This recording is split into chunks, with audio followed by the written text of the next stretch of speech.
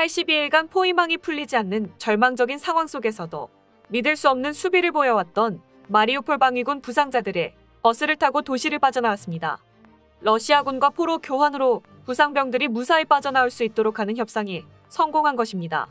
아조우 연대 사령관 데니스 프로코펜코 중령은 러시아군의 압도적인 병력을 견제하며 우크라이나군이 더 많은 인원을 훈련시킬 수 있도록 시간을 벌었고 서방에서 지원받은 무기가 도착할 수 있도록 도왔다고 말하며 그간의 전투 임무가 종료되었음을 선언했습니다. 이로써 우크라이나 영웅들의 여정은 마무리된 것으로 보였는데요. 군사 전문가들은 이들이 없었더라면 지금까지 우크라이나 동부와 남부 모든 전선에서 우크라이나군이 러시아군을 막아내기는 힘들었을 것이라고 의견을 모으고 있습니다.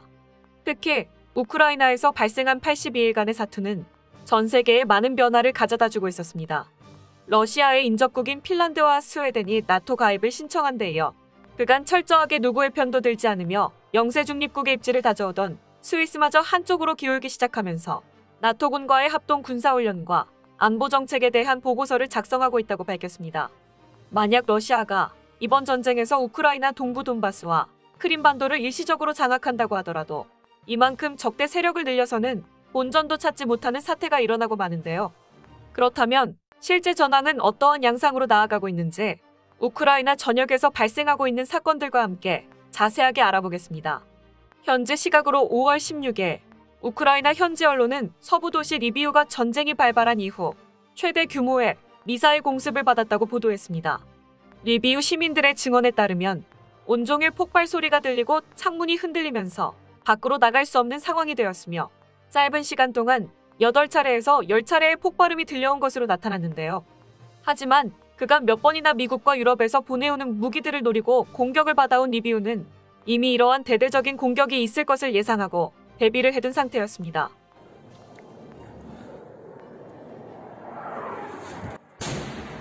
방금 보신 것처럼 우크라이나군은 모든 미사일 공습을 요격했으며 안드리 사도비 리비우 시장은 현재까지 확인된 피해가 없다고 말했는데요.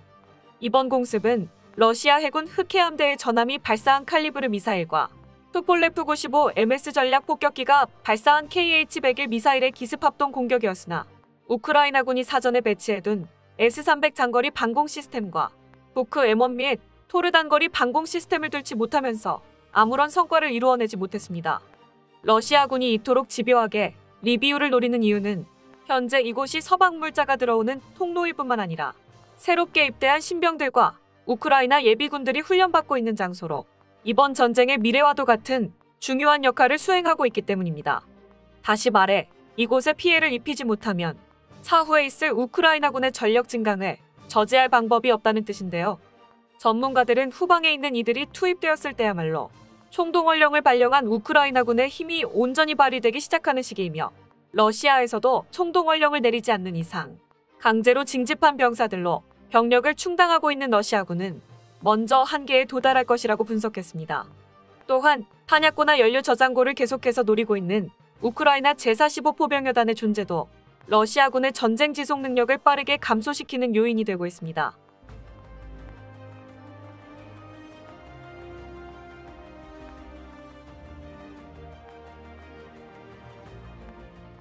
사실 제45 포병여단은 초기부터 장거리에서 러시아군의 주요 거점만을 타격하는 임무를 맡고 있었는데요.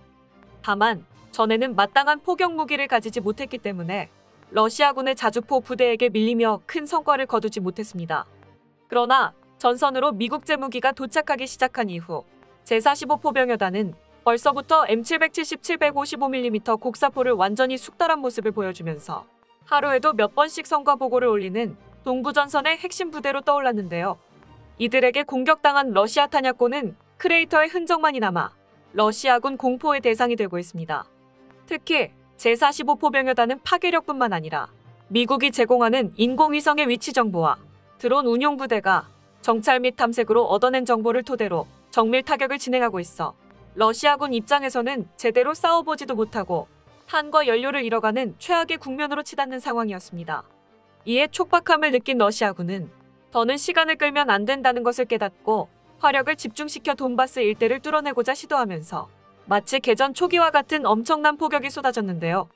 이로 인해 러시아군은 도하작전 대실패를 기록했던 시베르스키 도네츠강 인근에서 우크라이나군을 물러서게 만든 것으로 파악되었습니다. 다만 한 가지 눈에 띄는 점은 진격의 속도가 현저하게 줄어들었다는 것인데요. 아무래도 포병부대와는 달리 자기 몸으로 직접 전선을 뚫어내야 하는 러시아군 기갑부대는 사기의 영향을 받기 쉬워 예전과 같은 기세를 내지 못하고 있는 것으로 보입니다. 실제로 우크라이나 총참모부에 따르면 러시아군은 이지움 남쪽의 보호로 뒤친 지역과 도벤케 지역까지 뻗어나왔다가 반격에 당해 원래 위치로 후퇴했습니다. 이어 로비즈네와 세베르도네츠크를 잇는 철교 역시 우크라이나군의 포격으로 무너지면서 러시아군의 진격로가 근본적으로 끊어지고 있었습니다. 심지어 러시아군이 진격의 어려움을 겪는 동안 하르키우 전선에서 국경선까지 영토 수복을 마친 우크라이나 특수부대원들은 교착 상태에 빠진 이지움 전선에 개입하기 위해 남하를 시작하고 있었는데요.